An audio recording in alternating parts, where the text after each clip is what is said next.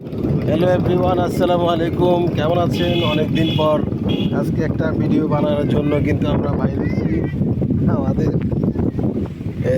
সার্কিদেরা আছে, তো আজকে একটু কাজ কাম কম, এই কারণে আমরা বিকেলবেলা, পরিবেশটা অনেক সুন্দর চারিদিকে, ছেলেপেলেরা আসতেছে, দিকে দেখেন সবাই। তোমরা নতুনই ঢুকাইছো? হ্যাঁ, নতুন ঢুকাইছো? কয় টাকা বেচবা? ফলা হয় লতি ঢুকাই দিয়েছে। আসলে এখানে প্রচুর লতি গাছ দেখেন, সামনের ক্যামেরা দিয়ে দেখাইতেছি এই যে অবস্থা আর কি। যে আমরা একটু পরিবেশ সুন্দর, এই কারণে একটু বাইরে ছিলেন।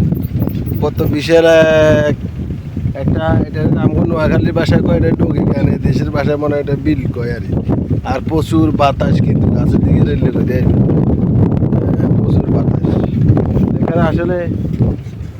আসলে কিন্তু ভালো লাগে, এই কারণে আমরা আসছি আজকে। সামনে আরও যদি কিছু সুন্দর সুন্দর দৃশ্য থাকে, ওগুলো আপনাদের মাঝে তুলে ধরবো। আপনারা আমাদের সাথে থাকবেন, ভালো লাগবে অবশ্যই।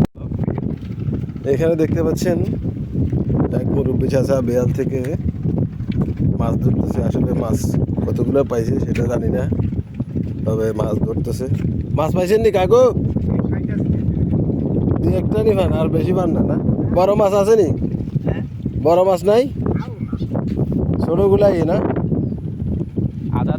তো আসলে ছোট মাছ টাছ আছে, বড় মাছ হয়তো থাকে বিলে, মাঝে মধ্যে আসে।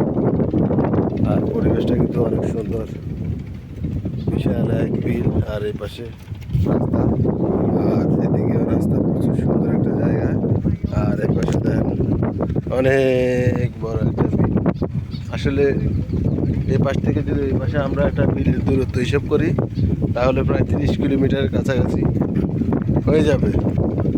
তো মানুষের কথা আর কি, তাদেরকে জিজ্ঞেস করলাম যে এখানে এত বড় বিল, কয়টা 30 কিলোমিটার ছিল, এখন কমে গেছে। যাই হোক, আমরা এদিকে একটু ঘুরতে আসলাম আপনাদেরকে সৌন্দর্য দেখানোর জন্য। আরও সুন্দর সুন্দর দেখবেন দৃশ্যগুলো, ভালো লাগবে অবশ্যই আপনাদের। সামনে একটা ঈদগাহ দেখা যাচ্ছে, অনেক সুন্দর। এই হচ্ছে সামনে, এটা হচ্ছে ঈদগাহ। ঈদের জামাত যখন অনুষ্ঠিত হয়, এখানে কিন্তু মানুষ একসাথে ঈদের নামাজ পড়ে। আর এটা হচ্ছে পারিবারিক কবরস্থান। আমাদের নোয়াখালী যেরকম এখানে সেখানে মানুষ মূল্য কবর দেয়, ওরকম নয়। তারা একটা কবরস্থান বানাচ্ছে অনেক বিশাল একটা এরিয়ার মধ্যে। ওই কবরস্থান যখন মানুষ মারা যায়, এখানে মাটি দেয়।